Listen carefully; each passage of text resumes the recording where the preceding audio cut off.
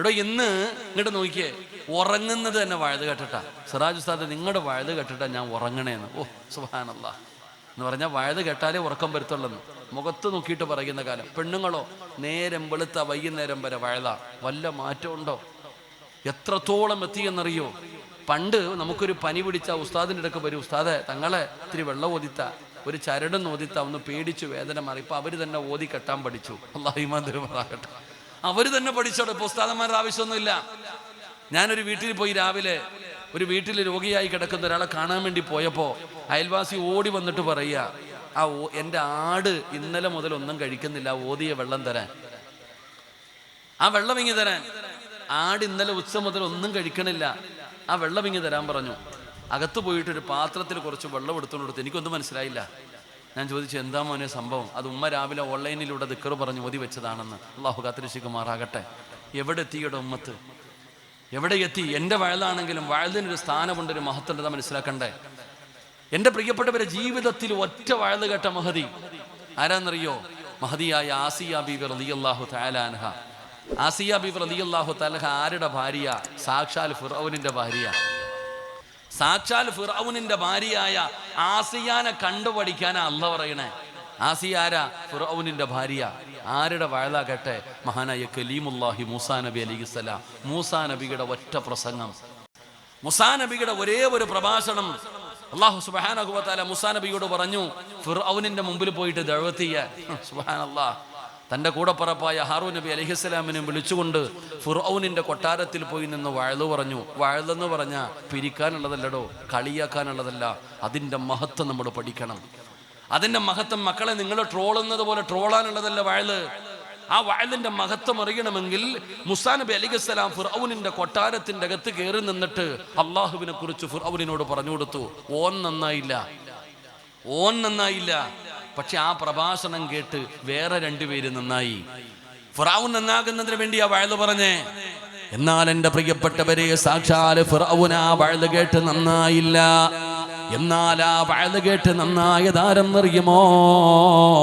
ആ കൊട്ടാരത്തിലെ ഏറ്റവും വലിയ, ആ കൊട്ടാരത്തിലെ രാജാവിന്റെ പ്രിയപ്പെട്ട ഭാര്യയായ ആസിയ ബീബി റളിയല്ലാഹു തആല അൻഹ. ആ കൊട്ടാരത്തിലെ വേലക്കാരിയായ മാസിത ബീബി റളിയല്ലാഹു തആല അൻഹ. ഈ രണ്ട് പെണ്ണുങ്ങളാണ് ആ വയല് കേട്ടിട്ട് നന്നായത്.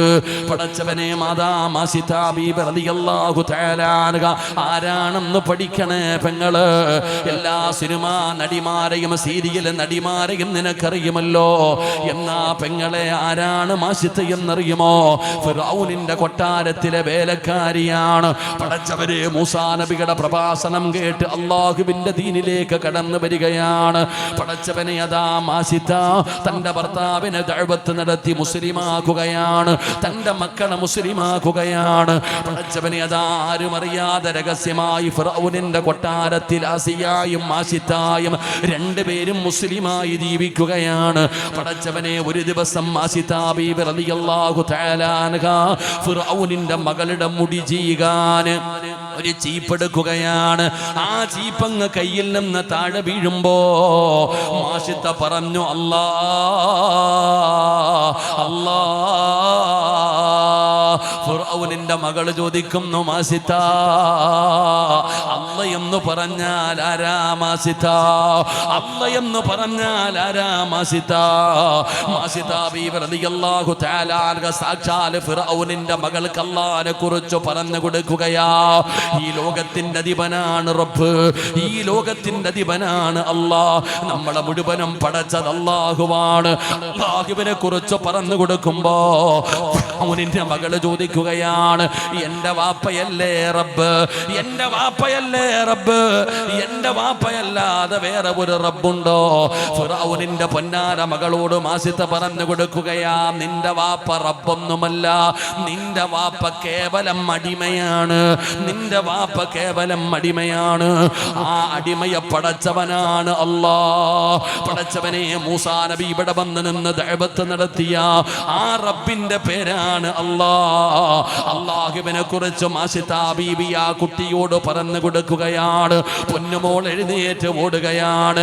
രാജസിംഹാസനത്തിലിരിക്കുന്ന ഫിർഔൻ എന്ന് പറയുന്ന ഞാനാണ് റബ്ബെന്ന് പറഞ്ഞു ജീവിക്കുന്ന ഫിർഔനിന്റെ മുമ്പിൽ ചെന്നിട്ട് ചോദിക്കുന്നു, വാപ്പാ നിങ്ങളല്ലാതെ വേറെ ഒരു റബ്ബുണ്ടോ? നിങ്ങൾ അടിമയാണോ? ഫിർഔനിന്റെ മുഖമങ്ങ് വല്ലാതെ ചുമക്കുകയാണ്. ആരാണ് മോളെ നിന്നോട് പറഞ്ഞത് ഞാനല്ലാതെ ഒരു റബ്ബുണ്ടെന്ന്, ഞാൻ അടിമയാണെന്ന്? പടച്ചവനെ, ഫിർഔനിന്റെ പൊന്നാര മകള് പറയുന്നു, മാസിത്ത പറയുകയാ നിങ്ങൾ അടിമയാണെന്ന്. നിങ്ങളെ പടച്ച റബ്ബിന്റെ പേരാണ് അല്ലാഹ്. പടച്ചവനെ, ഫിർഔനിന് നാണക്കേടായടോ. മാസിത്തയെ പിടിച്ചു കെട്ടി കൊണ്ടുവരികയാണ്. മാസിത്താ ബീബി റളിയല്ലാഹു തആല അൻഹയെ പിടിച്ചു കെട്ടി കൊണ്ടുവരികയാണ്. എന്നിട്ട് ചോദിക്കുന്നു, മാസിത്താ ഞാനല്ലാതെ വേറൊരു റബ്ബുണ്ടെന്ന് നീ പറഞ്ഞോ മാസിത്താ? മാസിത്ത പറഞ്ഞു, നിന്നെ പടച്ച റബ്ബിന്റെ പേരാണ് അല്ലാഹ്. ഞാൻ ആ റബ്ബിനെ കൊണ്ട് വിശ്വസിച്ചിരിക്കുകയാണ്. മൂസാ നബി അല്ലാഹുവിന്റെ പ്രവാചകനാണ്. പടച്ചവനെ, വല്ലാത്ത പ്രശ്നമായടോ. അവസാനം ഒരു തീരുമാനമെടുക്കുകയാണ്. ഇനി ഒരാളും മതം മാറാൻ പാടില്ല. മാസിത്ത പറയുന്നു, എന്നെ കൊന്നാലും ഞാൻ മതം മാറൂല. അവസാനം എല്ലാവരും കൂടെ ഒരു തീരുമാനമെടുത്തു, ഇനി ഒരാളും മതം മാറരുത്. ഏറ്റവും വലിയ ശിക്ഷ വേണം കൊടുക്കാൻ. അതിനെന്ത് ചെയ്തെന്നറിയുമോ?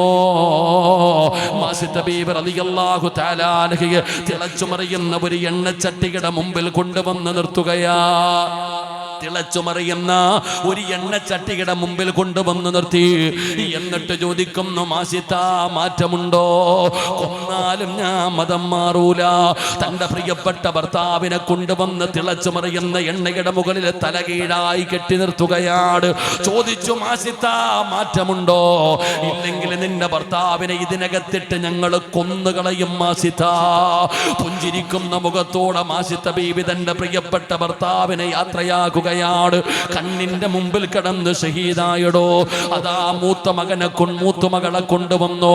ഒന്നാമത്തെ പൊന്നുമോളെ കൊണ്ടുവന്നു. ഭർത്താവിനെ വെറുതെ കൊന്നുകളഞ്ഞു. ഇനി മകളെയും കൊന്നുകളയണോ? മാസിത്ത പതറിയില്ല. തന്റെ പൊന്നാര മകളെയും അവര് കൊല്ലുകയാണ്. അടുത്ത കുഞ്ഞിനെയും കൊണ്ടുവന്നു. ഇതുപോലെ നിർത്തിയിട്ട് ചോദിച്ചു, മാസിത്ത മാറ്റമുണ്ടോ? പതറിയില്ല, പരാജയപ്പെട്ടില്ല. ഭർത്താവ് മരിച്ചു, 2 മക്കളും മരിച്ചു. മൂന്നാമത് മാസിത്തയുടെ മാറിടത്തിലേക്ക് ചേർന്നിരിക്കുന്ന തന്റെ പാല് കുടിക്കുന്ന ചോരക്കുഞ്ഞ് ആ പൊന്നാര മകനെ പിടിക്കാൻ വരികയാണ്. മാസിത്തയുടെ കയ്യിലിരിക്കുന്ന പൊന്നുമോനെ താ മാസിത്ത എന്ന് പറഞ്ഞു പിടിച്ചുപെടുക്കാൻ വരുമ്പോ മാസിത്ത ഒന്ന് പതറുകയാ. മാസിത്തയൊന്ന് പതറുകയാ. തന്റെ പൊന്നാര മകനെ കൊടുക്കാൻ മനസ്സു വരുന്നില്ല. കാരണം 10 മാസം ഗർഭം ചുമന്ന് പ്രസവിച്ചിട്ട് തന്റെ പൊന്നാര മകനെ കണ്ട് കൊതി തീർന്നിട്ടില്ല. തന്റെ പൊന്നാര മകനെ കൊടുക്കാതെ മാസിത്ത ബീവിയുടെ കണ്ണൊന്നു നിറയുമ്പോ, മോനെ ഏതെങ്കിലും ഒരു സിനിമയുടെ കഥയല്ലടാ പറയുന്നത്. ആർക്ക് വേണമെങ്കിലും മാസിത്ത ബീവിയുടെ ചരിത്രം വായിക്കാമല്ലോ. തന്റെ പൊന്നാര മകനെ പിടിച്ചു പറിക്കാൻ നോക്കുമ്പോ മാസിത്ത കരയുകയാണ്. തന്റെ കണ്ണൊന്നു നനയുകയാണ്. എല്ലാവരും വിചാരിച്ചു മാസിത്ത തോറ്റുപോയെന്ന്. കളിയാക്കുകയാ, എല്ലാവരും പരിഹസിക്കുകയാ. ഭർത്താവിനെയും 2 മക്കളെയും വെറുതെ കൊന്നുകളഞ്ഞല്ലോ. ഇവള് പേടിച്ചു പോയി, ഇവള് മതം മാറിയെന്ന് കരുതിയിട്ട് എല്ലാവരും പൊട്ടിച്ചിരിക്കുമ്പോ ആ പാല് കുടിക്കുന്ന കുഞ്ഞ് സംസാരിക്കുന്ന പ്രായമായില്ല. പക്ഷേ തന്റെ ഉമ്മയെ കളിയാക്കി ചിരിക്കുന്നത് കണ്ടപ്പോ ആ പൊന്നുമോന് വിളിക്കുന്നു, യാ ഉമ്മ ലാ തഖഫ് വലാ തഹ്സൻ. എന്തിനാ ഉമ്മ പേടിക്കുന്നത്? എന്തിനാ ഉമ്മ സങ്കടപ്പെടുന്നത്? കൊടുക്കുമ്മ, നമ്മൾ സ്വർഗത്തിലല്ലേ. ആ പാല് കുടിക്കുന്ന ചോരക്കുഞ്ഞവിടെന്ന് വിളിച്ചു പറയുകയാ. ആ കുഞ്ഞിനെയും ആ എണ്ണയ്ക്കകത്തിട്ട് കരിക്കുകയാണ്. അവസാനം മാസിത്തയും കൊന്നുകളഞ്ഞു. എന്നിട്ട് സന്തോഷത്തോടെ ഫിർഔൻ കൊട്ടാരത്തിന്റെ മണിയറയിലേക്ക് കയറി ചെല്ലുമ്പോ ആസിയ ബീബി റളിയല്ലാഹു തആല അൻഹാ ഇതെല്ലാം കണ്ടുകൊണ്ട് നിൽക്കുകയാണ്. ഫിറഔൻ ചോദിച്ചു, ആസിയ ഇഷ്ടമായോ? ആസിയ ഇഷ്ടമായോ? ആസിയ ഞാനല്ലാതെ വേറെ ഒരു റബ്ബുണ്ടെന്ന് പറഞ്ഞ ഒരു പെണ്ണിനും അവളുടെ കുടുംബത്തിനും ഞാൻ കൊടുത്ത ശിക്ഷ നിനക്ക് ഇഷ്ടമായോ? പടച്ചവനെ, ആസിയ ബീവിയുടെ മറുപടി എന്തെന്നറിയുമോ? ആരുടെ കൂടാണ് സംസാരിക്കുന്നതെന്നറിയുമോ? ഇസ്ലാമിന്റെ ഏറ്റവും വലിയ ശത്രുവായ ഫിറഔനിന്റെ മുഖത്ത് നോക്കിയിട്ട് അല്ലാഹുവിൽ വിശ്വസിച്ച ആസിയ എന്ന് പറയുന്ന പെണ്ണ് ചോദിച്ച ചോദ്യം എന്തെന്നറിയോ? ആസിയ പറഞ്ഞത് ശരിയല്ലേ? നിങ്ങൾ അടിമയല്ലേ? നിങ്ങൾ അടിമയല്ലേ? നിങ്ങളെ പടച്ച റബ്ബിന്റെ പേരാണ് അല്ലാഹ്. റബ്ബി മൂസ വഹാറൂൻ. ഞാനും അവരുടെ കൂടെയാണ്, ഞാനും അവരുടെ കൂടെയാണ്. ഇതാണോ ധൈര്യമെന്ന് പറയുന്നത്? ഇതാൾബലമുണ്ടായിട്ട് പറഞ്ഞതല്ല, ഇതാൾബലമുണ്ടായിട്ട് പറഞ്ഞതല്ല. അല്ലാഹു ഹൃദയത്തിന്റെ അകത്ത് കയറിയപ്പോ കിട്ടിയ വല്ലാത്ത ഒരു ധൈര്യമാ. പടച്ചവനെ, ഖുർആൻ തന്നെ പറയുന്നുണ്ട്, മൂസാ നബി തന്റെ കയ്യിലിരുന്ന കമ്പ് താഴേക്കിട്ടപ്പോ അത് പാമ്പാവുകയാണ്. അതാ ഫിറഔനിന്റെ കൂടെ ഉണ്ടായിരുന്നവരുടെ മുഴുവനും പാമ്പുകള് ആ വലിയ പാമ്പങ്ങ് വിഴുങ്ങുകയാണ്. അത് കണ്ടപ്പോ ഫിറഔനിന്റെ കൂടെ നിന്നവർക്ക് കാര്യം മനസ്സിലായി. അവര് മൂസാ നബിയെ കൊണ്ട് വിശ്വസിക്കുകയാണ്, അല്ലാഹുവിനെ കൊണ്ട് വിശ്വസിക്കുകയാണ്. ആ സമയത്ത് പടച്ചവനെ, മുസ്ലിമായിട്ട് 40 കൊല്ലമായില്ല, 50 കൊല്ലമായില്ല, 60 കൊല്ലമായില്ല, ഒരു ദിവസമായില്ല. മൂസാ നബി തന്റെ കയ്യിലിരുന്ന കമ്പ് താഴെയിട്ടപ്പോൾ അത് പാമ്പായി. ആ പാമ്പ് മറ്റുള്ള പാമ്പുകളെ മുഴുവനും വിഴുങ്ങുകയാണ്. ഇത് കണ്ടപ്പോ മൂസ പ്രവാചകനാണെന്ന് അവർ അംഗീകരിക്കുകയാണ്. ഫിറഔനിന്റെ കൂടെ നിന്നവര് മുസ്ലിമായി, ഫിറഔനിന്റെ കൂടെ നിന്നവര് മുസ്ലിമായി. അപ്പോഴാണ് ഫിറഔൻ പറഞ്ഞത്, നിങ്ങളെ എല്ലാവരെയും ജീവനോടെ ഞാൻ മുറിച്ചെടുക്കും, നിങ്ങളുടെ കൈകാലുകൾ ഞാൻ മുറിച്ചെടുക്കും, ഒരാളെയും ഞാൻ വെറുതെ വിടില്ല. ഫിറഔനതാ പറയുമ്പോ മുസ്ലിമായിട്ട് മിനിറ്റുകളെ ആയുള്ളൂ, മുസ്ലിമായിട്ട് മിനിറ്റുകളെ ആയുള്ളൂ. കുറച്ചു നേരം മുമ്പ് വരെ ഫിറഔനിന്റെ കൂടെ നിന്നവരാണ്. അവർ അല്ലാഹുവിനെ മനസ്സിലാക്കി കഴിഞ്ഞപ്പോ അവര് പറഞ്ഞ മറുപടി എന്തെന്നറിയോ? നിനക്ക് ദുനിയാവിലല്ലേ ചെയ്യാൻ പറ്റൂ, കൂടി പോയാ നീ ഞങ്ങളെ കൊന്നുകളയും, ആഖിറത്തിൽ നിനക്കൊന്നും ചെയ്യാൻ പറ്റില്ലല്ലോ. ഇതാണടോ ഞാൻ പറഞ്ഞത്. അല്ലാഹു ഹൃദയത്തിന്റെ അകത്ത് കയറി കഴിഞ്ഞ നമ്മുടെ ഭയം മാറുകയാ, നമ്മുടെ പേടി പോവുകയാ. പിന്നെ നമ്മൾ ലോകത്തൊരാളെയെ ഭയപ്പെടൂ. ഈ ലോകത്തിന്റെ അധിപനായ പടച്ച റബ്ബിനെ അല്ലാതെ വേറെ ഒരു ശക്തിയെയും നമ്മളെ ഭയപ്പെടില്ല. അത് ഈമാൻ ഉറയ്ക്കുമ്പോൾ കിട്ടുന്ന ഒരു കാര്യമാണ്. അതാണ് ഔലിയാക്കന്മാര്. അവർ അല്ലാഹുവിനെ കുറിച്ച് മനസ്സിലാക്കേണ്ട രീതിയിൽ അവര് മനസ്സിലാക്കി കഴിഞ്ഞപ്പോ അല്ലാഹു പറയുന്നു, ലാ ഖൗഫുൻ അലൈഹിം വലാ ഹും യഹ്സനൂൻ. അവർക്ക് അല്ലാഹനെ അല്ലാതെ വേറൊരു ശക്തിയെയും അവർക്ക് പേടിയില്ല. രണ്ടാമത്തെ യോഗ്യത എന്തെന്നറിയുമോ? അല്ലാഹു പറയുകയാ, അവർക്ക് സങ്കടമില്ലടോ, അവർക്ക് നിരാശയില്ലടോ, അവർക്ക് എന്ത് നഷ്ടപ്പെട്ടാലും അവർക്ക് വേദനയില്ല, അവർക്ക് എന്ത് നഷ്ടപ്പെട്ടു പോയാലും എന്തൊക്കെ സംഭവിച്ചാലും അവർ അല്ലാഹുവിനെ കുറ്റപ്പെടുത്താറില്ല. അവർക്ക് സങ്കടമില്ല, അവർക്ക് നിരാശയില്ല. മുസ്ലിമേ, എല്ലാം അല്ലാഹുവിന്റെ തീരുമാനമല്ലേ? പടച്ച റബ്ബിന്റെ പരീക്ഷണമാണ്.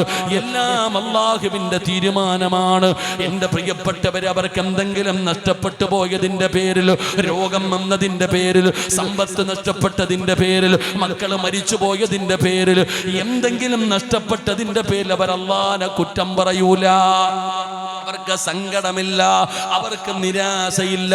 പക്ഷേ നമ്മളെ സംബന്ധിച്ചിടത്തോളം അല്ലാഹുവേ, നമുക്ക് അല്ലാഹു എന്തെങ്കിലും ഒരു പരീക്ഷണം തന്ന നമ്മൾ പറയും, ഞാൻ തഹജ്ജുദ് നിസ്കരിക്കുന്നവളായിരുന്നു, ഞാൻ ഏത് വഅദ് കേൾക്കാനും പോകുന്നവളായിരുന്നു, എത്രയോ സദഖ കൊടുത്തു, എത്രയോ ദുആ ചെയ്തു, എന്തെല്ലാം ചെയ്തിട്ടും അല്ലാഹു എനിക്കിത് തന്നല്ലോ.